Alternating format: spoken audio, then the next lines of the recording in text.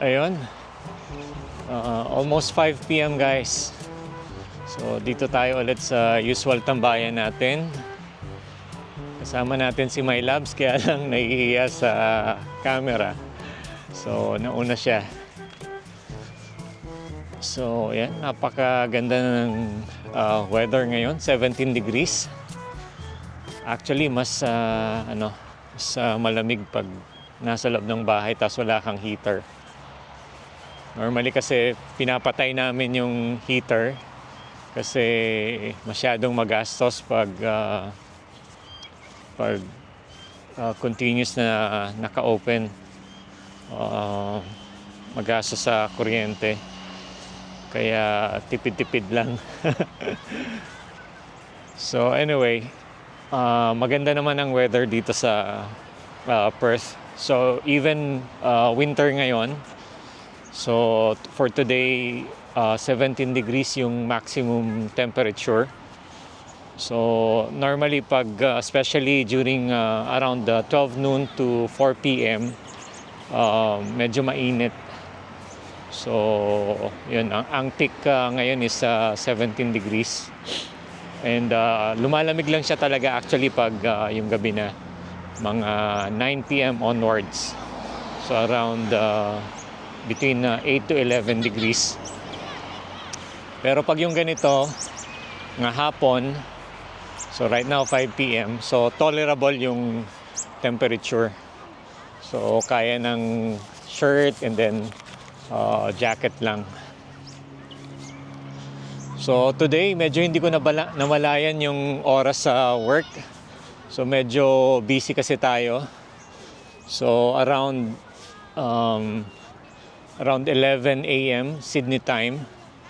So merong security breach doon sa isa sa mga client na hinahandle namin. And apparently, upon investigation ng firewall logs, merong security breach. And unfortunately, ang na-identify na IP address was Citrix NetScaler.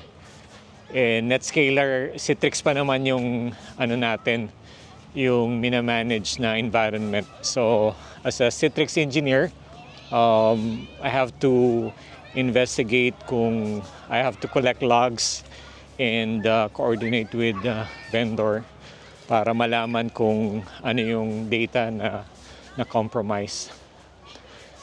Yun. So hindi ko na malayan. Tapos na pala yung yung shift natin kasi we had to attend meetings and we raise a ticket to Citrix vendor. So yun, ganun lang yung routine ko. So mostly in front of the computer, working on a desk, work from home, and yun. Kaya lang minsan nakaka-stress din kahit na we're most of the time just in front of the computer. Nakaka-stress din kasi yung work natin, although hindi siya manual labor, pero mag-iisip ka kasi talaga. So you have to do research, critical thinking, and yun yung minsan nakaka-stress din. And most of the time, there are times na you can only do so much. May mga bagay na hindi mo kayang ma-resolve. And on those things, you have to coordinate, collaborate your colleague, do some research, and sometimes coordinate with vendor. And on my line of work, Citrix normally, sa Citrix support kami normally nakikipag-coordinate may mga bagay na hindi namin kaya within our team. So doon kami nag-escalate. Yan, so ngayon 5 p.m. So walang masyadong tao dito sa field. So dun sa area na yon, dun sa mga playground, may mga tao, may mga bata. Pero unlike yesterday, dito tahimik. So yan, Sa gilid ng park guys is kabahayan. Pero papansin mo, wala kang mga kasalubong. Unlike sa Philippines, normally pag residential area, may mga kasalubong ka talaga.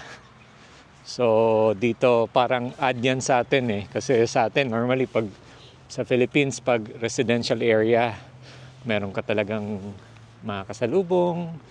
Once in a while, may makikita kang lalakad, nakatambay sa labas.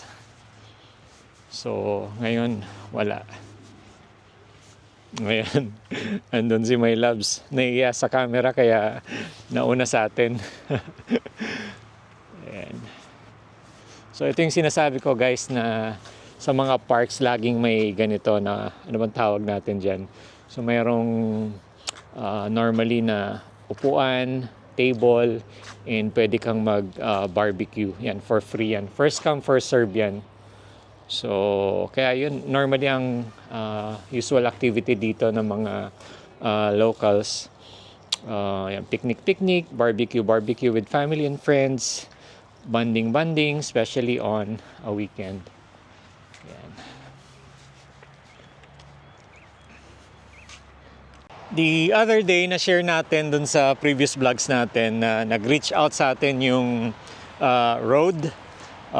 Bibigyan nila tayo ng Rode Wireless Mic Pro para ma-promote natin. And we're still awaiting for the shipment to arrive. So, based dun sa tracking, sa shipping tracker, around June 28 darating, so this coming Friday yung product. But when I check my email, meron na namang nag-reach out sa atin, no, sa email. So na-notice na naman yung other YouTube channel natin.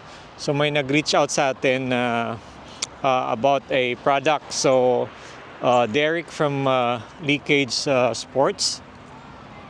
They ask if we can promote their product. Bibigyan nila tayo ng product in exchange for a video promotion.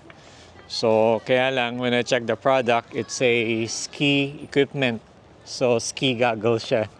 So more likely hindi natin tatanggapin kasi wala namang snow dito sa Australia, especially dito sa Perth. So, wala tayong means na ma-review yung ski goggles. So, more likely, i-decline natin, no?